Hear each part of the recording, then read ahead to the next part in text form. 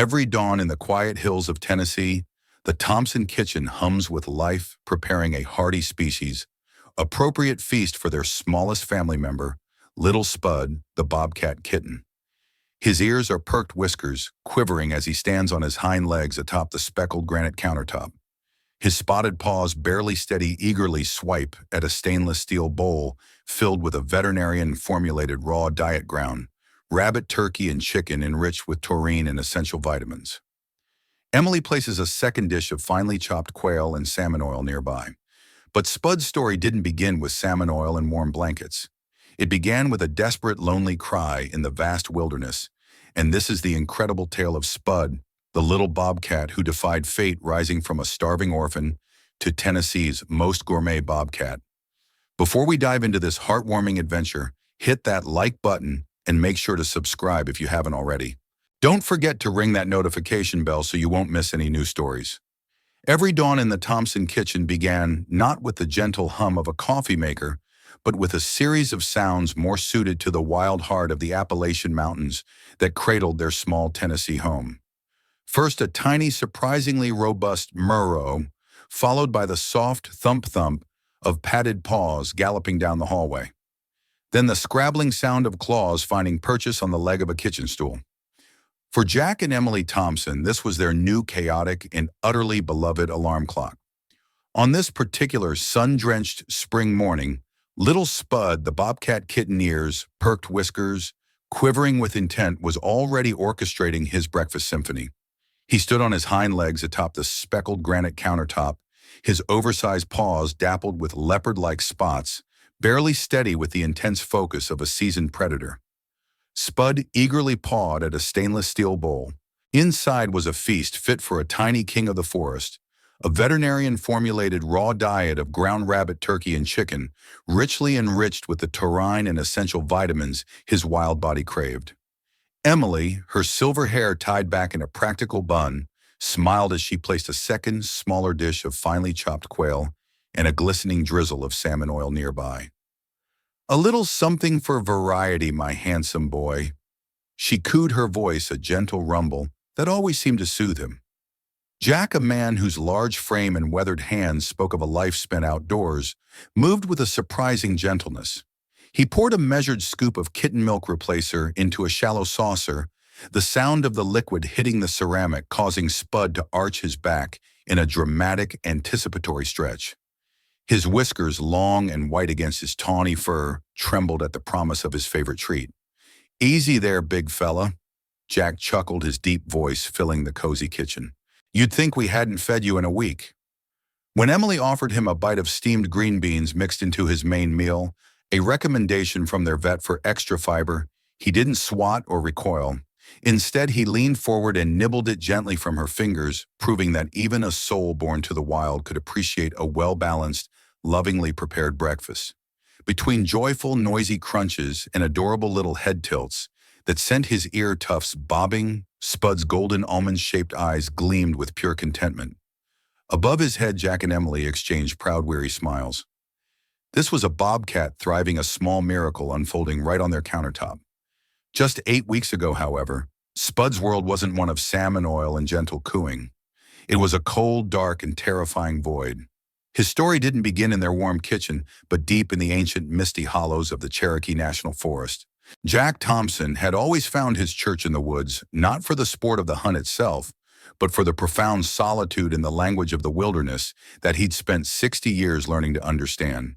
His annual solo camping trip was a sacred ritual, a time to shed the skin of the modern world and reconnect with the rhythm of the earth.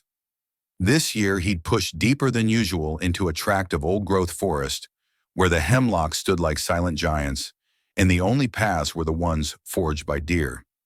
It was the third morning of his trip. The pre-dawn air was cold and sharp, smelling of damp earth and pine. A thick fog clung to the forest floor, muffling all sound. Jack sat by the embers of his campfire, nursing a cup of gritty cowboy coffee when he heard it. It wasn't a sound that belonged not a bird, not the chatter of a squirrel, not the rustle of a raccoon. It was a thin, desperate cry, a high-pitched mewing that was almost lost in the vast silence. It was a sound of pure, undiluted misery, A hunter's instinct is a sharp and complex thing. It told him the sound was from a kitten, but it was too ragged for a domestic cat, too forlorn. His heart sank. A kitten in this part of the forest meant one of two things. It was a bobcat or a lynx, and it was alone. And if it was alone, it was dying. He knew from experience that a mother bobcat would never leave her young for long unless she had met a tragic end, a predator, a fall, a hunter's mistake. He stood up his coffee, forgotten. "Hello," he called out softly, his voice feeling like an intrusion in the sacred quiet. The mewing answered him, weaker this time, but closer. He moved slowly, deliberately, his eyes scanning the forest floor. He followed the sound past a moss-covered boulder, around a thicket of rhododendron, and toward the base of a colossal ancient oak tree. The tree was hollowed out at its base, a dark, gaping wound in the trunk. The sound was coming from inside. Jack knelt, the damp leaves soaking through the knees of his canvas trousers. He peered into the darkness of the hollow. At first he saw nothing. Then a tiny movement. Curled into a tight, trembling ball at the back of the hollow were two kittens. One was horrifyingly still. The other, the one who had cried out, lifted a tiny wobbly head. Its fur was matted and thin, its ribs a terrifying xylophone beneath the skin. Its eyes, barely open, were clouded with sickness and starvation. It let out one more heart-wrenching mewl, a sound that seemed to take every last ounce of its strength. Jack's breath caught in his throat. He reached in slowly with a gloved hand.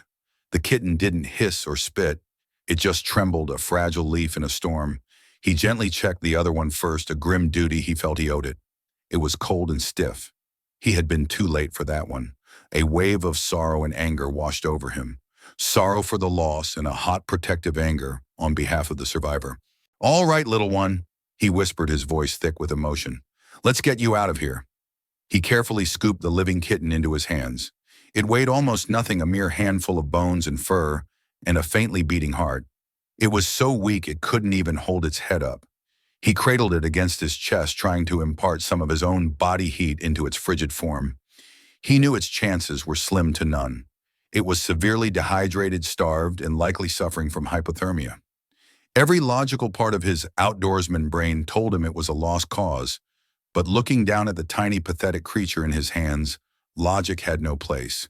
He saw a flicker of life, a desperate will to survive, that had made it call out into the void, and he, Jack Thompson, had been the one to hear it. He couldn't turn his back on that.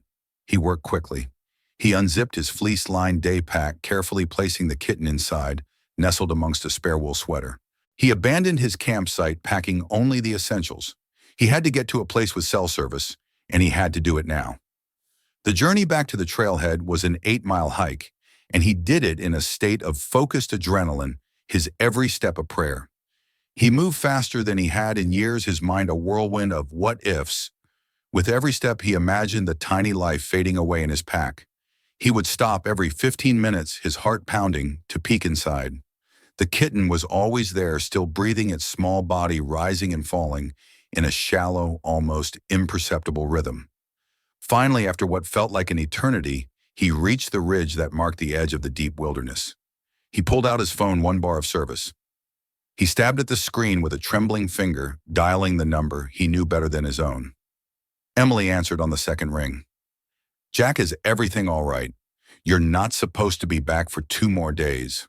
In Wem," he said, his voice ragged with exertion and emotion. "I'm coming home and I'm bringing someone with me. You need to get the laundry room ready. We're going to need blankets, a heating pad, and get out the old syringes from when we had to give Daisy her medicine, the really small ones." There was a pause on the other end of the line. Emily knew her husband. She knew the sound of his voice when something was truly wrong or truly important. "Jack, what did you find?" He looked down at the day pack where the faintest of movements told him the kitten was still fighting. "I found a baby M, a bobcat, I think, and he's in a bad way, a real bad way." The Thompson laundry room had never seen such a flurry of focused activity. It was transformed from a place of domestic chore into a makeshift wildlife ICU.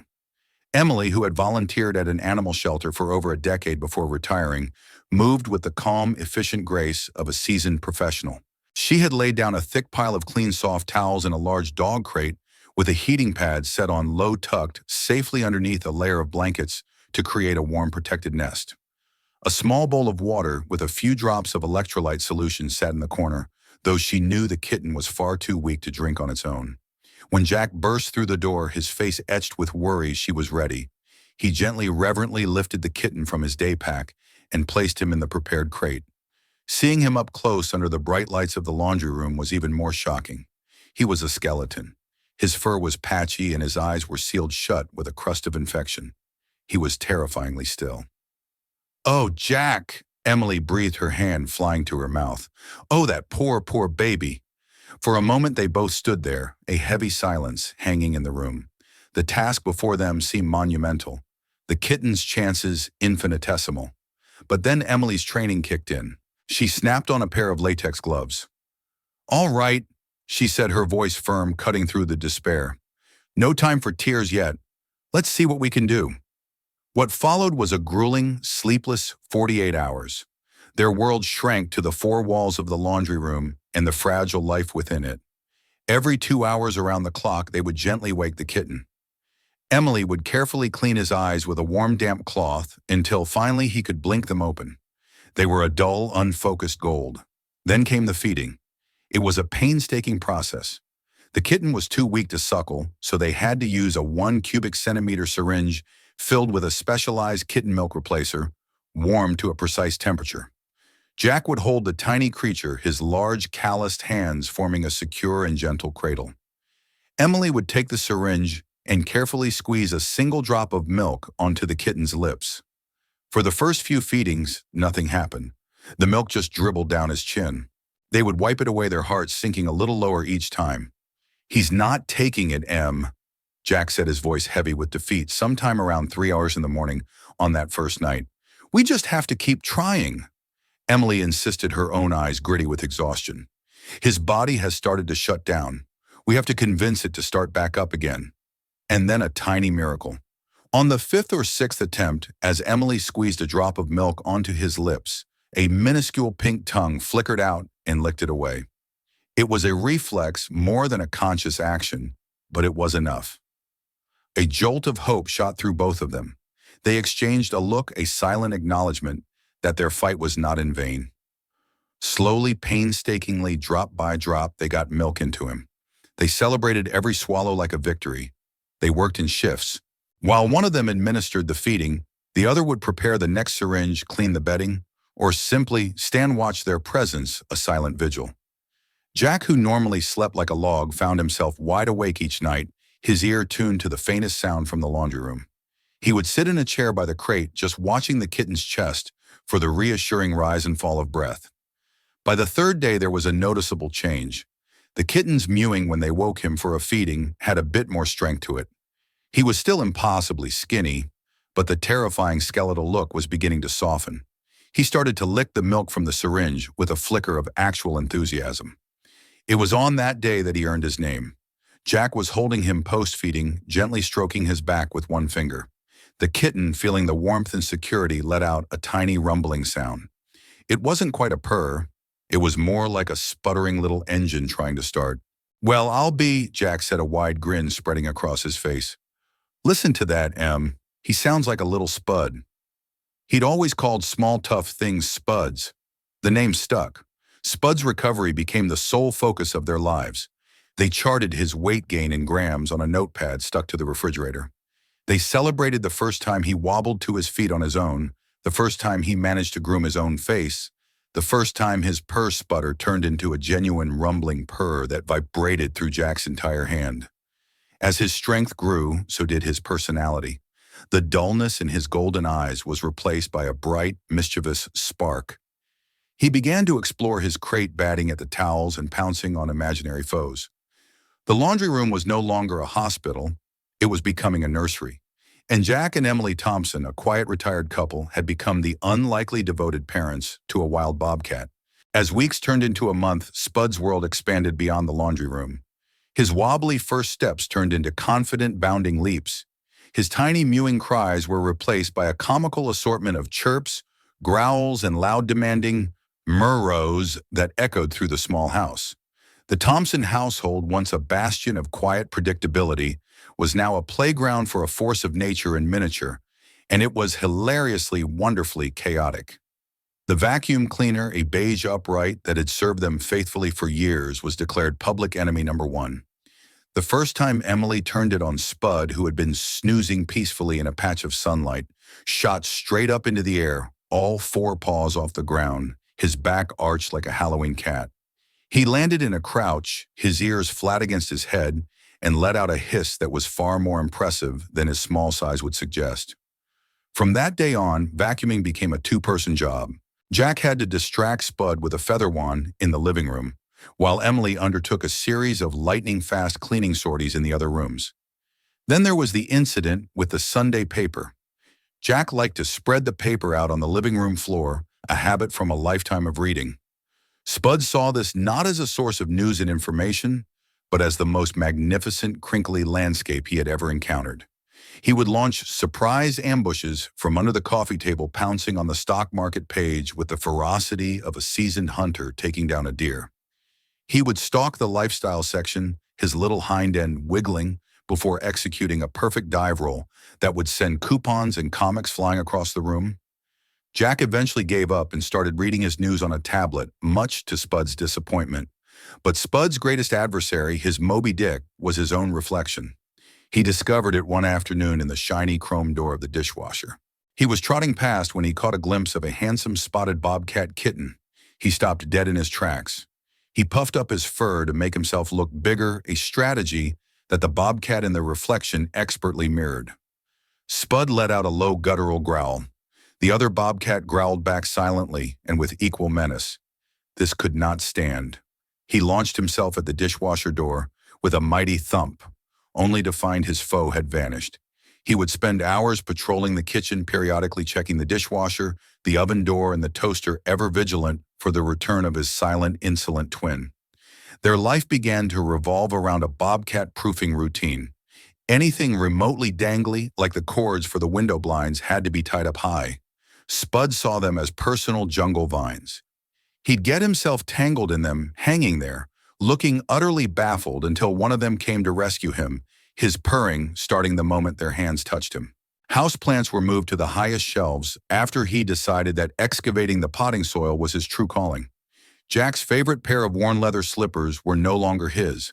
They were Spud's most prized kill and were regularly stalked, pounced on, and dragged under the sofa to their doom. The biggest challenge, however, was keeping Spud a secret. Their small community was tight-knit, and they had a particularly curious neighbor, Martha Higgins, a woman whose powers of observation could rival a satellite. Martha had a habit of popping over unannounced. The Spud drill was born out of sheer necessity. The moment they saw Martha's car pull into her driveway next door, one of them would yell, "Incoming!" And it was all hands on deck. Jack would scoop up a purring, protesting Spud and deposit him in the laundry room with a treat, while Emily would do a frantic sweep of the house, hiding the feather wands, the tiny raw meat-smeared bowls, and any slippers that had been recently murdered. One afternoon, Martha caught them off guard. She knocked on the back door just as Spud was in the middle of a frantic chase after a sunbeam on the kitchen floor. Jack, panicking, scooped him up and shoved him gently into the pantry just as he opened the door. "Jack, dear," Martha chirped, holding a plate of cookies. "I baked too many, and I know how much you love my snickerdoodles." "Martha, how thoughtful," Jack said, trying to act casual while his heart hammered against his ribs. Suddenly, from behind the pantry door came a loud, distinct thump crash, followed by the unmistakable sound of a bag of rice hitting the floor and bursting open. Martha's eyes widened. "Goodness, what was that?" Jack's mind raced. "Rats," he blurted out. "Big ones. Been having a terrible problem with them. Huge, the size of a small cat, really." Martha looked horrified. "Oh, you poor dears. You must call an exterminator immediately." "On it, Martha, on it," Jack said, practically herding her back out the door. "Thanks for the cookies." He closed the door, leaned against it, and let out a long breath. He opened the pantry to find Spud sitting placidly in the middle of a mountain of white rice, looking incredibly pleased with himself, a single grain of rice stuck to his nose. Jack just looked at him, and then he started to laugh, a deep, rolling belly laugh that brought Emily running. The sight of her husband covered in sweat and their bobcat covered in rice was so absurd that she started laughing too. In that moment, surrounded by the mess and the mild panic, they were happier than they had been in years. The laughter, however, always carried a faint undercurrent of anxiety. The close call with Martha Higgins was a stark reminder of their precarious situation. They were living on borrowed time. Jack, the lifelong outdoorsman, knew better than anyone that a bobcat was not a house cat. Spud was growing. His paws seemed to get bigger every day, his teeth sharper, his pounces more powerful. They loved him with a fierce, protective love, but they knew deep down that their home wasn't the right long-term answer. The question of what's next hung in the air, unspoken but ever present. The turning point came not from a nosy neighbor, but from Jack himself. He was watching Spud one evening. The kitten was crouched behind the armchair, his entire body focused on a dust bunny skittering in a draft. His muscles were coiled, his eyes were narrowed, and for a fleeting moment Jack didn't see the goofy kitten who chased sunbeams. He saw a wild predator. He saw the animal Spud was born to be, and a profound sadness and sense of responsibility settled over him. "Em," he said quietly, his voice heavy, "we can't keep doing this. It's not fair to him." Emily looked up from her knitting, her expression somber. She had been thinking the same thing. "I know," she whispered. "He deserves a better future than hiding in our pantry. But Jack, what do we do? If we call animal control, they'll—" She couldn't finish the sentence. The thought of Spud being taken away, put in a cage at a shelter or worse, was unbearable. They spent that night researching their laptops glowing in the dark living room. They looked up wildlife rehabilitators, sanctuaries, and state laws. The news was disheartening. Releasing a bobcat that had been hand-reared and habituated to humans was a death sentence. He didn't know how to hunt, and he wasn't afraid of people, a dangerous combination. Keeping him was illegal. Without a slew of permits they had no hope of acquiring. It felt like a trap. Every option led to a heartbreaking conclusion. Finally, in the wee hours of the morning, Emily found a small, privately funded wildlife sanctuary 3 hours away in the foothills of the Smoky Mountains. It was run by a man named Dr. Abram Bennett, a retired wildlife biologist who specialized in rehabilitating native predators. His website was filled with pictures of bears, foxes, and yes, bobcats living in large naturalistic enclosures. The site had a clear, compassionate philosophy to provide a permanent, dignified home for wild animals that could not be returned to the wild. "This is it, Jack," Emily said, her voice filled with a fragile hope. "This is our best chance." Making the call was one of the hardest things Jack had ever had to do. His hand trembled as he dialed the number. He explained the whole story from the moment he heard the mewing in the forest to the rice incident in the pantry. He expected a lecture, a scolding for interfering with nature. Instead, Dr. Bennett's voice was calm and understanding. "Mr. Thompson," he said after Jack had finished his tale, "what you and your wife have done is extraordinary. You saved that kitten's life. Most people wouldn't have bothered. Now let's figure out how we can do right by him for the rest of it." The drive to the sanctuary was the quietest trip the Thompsons had ever taken. Spud, sensing their somber mood, was uncharacteristically calm in his carrier, letting out only the occasional soft chirp. Both Jack and Emily felt a profound sense of grief, as if they were heading to a funeral. They were giving up their little boy, the creature who had brought so much chaos and laughter into their quiet lives. The sanctuary was beautiful, set in a rolling valley surrounded by forested hills. Dr. Bennett met them at the gate. He was a tall, lean man with kind eyes and a gentle demeanor. He didn't immediately try to take Spud. Instead, he invited them into his office and listened as they recounted their story again this time, filling in the details: the vacuum cleaner wars, the slipper slaying the way Spud would curl up on Jack's chest and purr himself to sleep.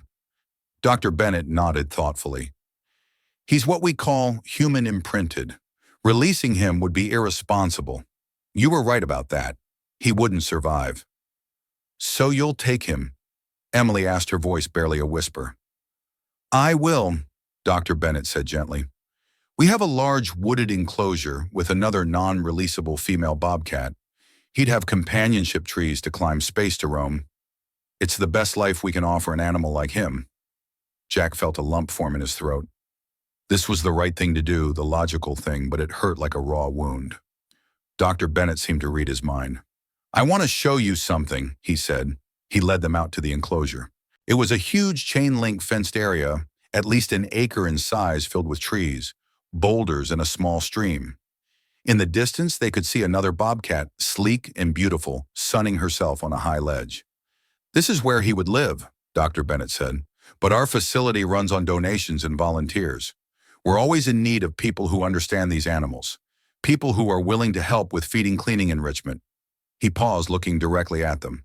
"We have a special volunteer program for patrons who sponsor a specific animal. They get unlimited visitation rights. They become part of the animal's permanent care team." A sliver of light pierced through the fog of their sadness. "You mean we could still see him?" Emily asked, her eyes filling with tears. "See him, Mrs. Thompson," Dr. Bennett said with a small smile. "If you're willing, I'd be counting on you to help prepare his meals. No one knows what he likes better than you do." Aha! The decision was made before they even had to speak. It was a perfect, heartbreaking, and heartwarming solution. They weren't losing Spud. Their role was just changing.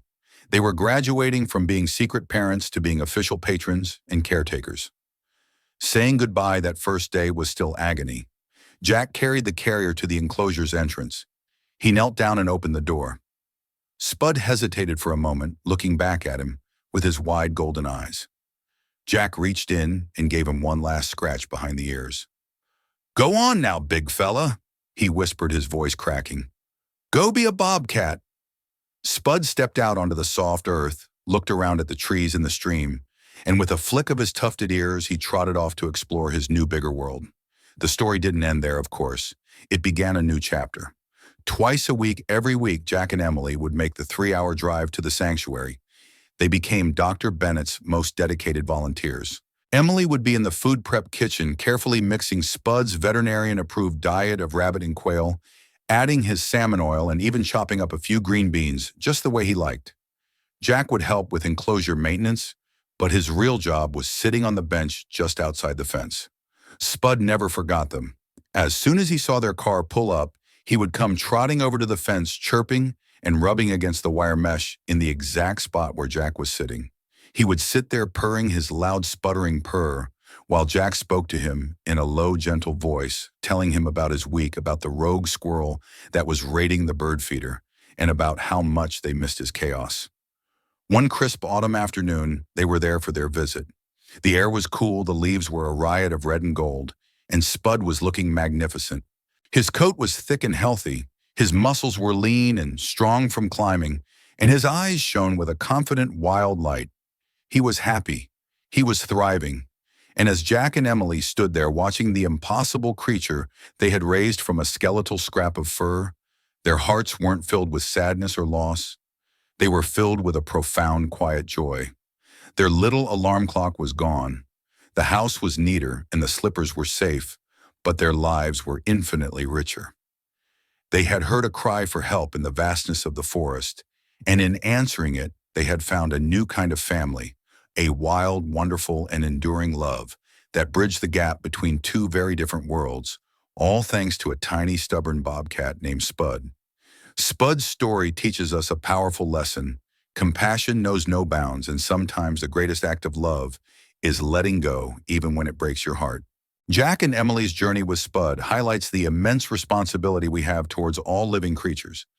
It shows us that even in seemingly hopeless situations, a flicker of life combined with unwavering dedication can lead to incredible transformations. Their ability to adapt, learn, and ultimately make a selfless decision for Spud's well-being is a testament to the depth of their love. It reminds us that caring for nature can bring unexpected joy and meaning to our lives, forging bonds that transcend species. What did you think of Spud's incredible journey? Share your thoughts in the comments below. Don't forget to subscribe for more heartwarming animal stories. Video rating 9/10.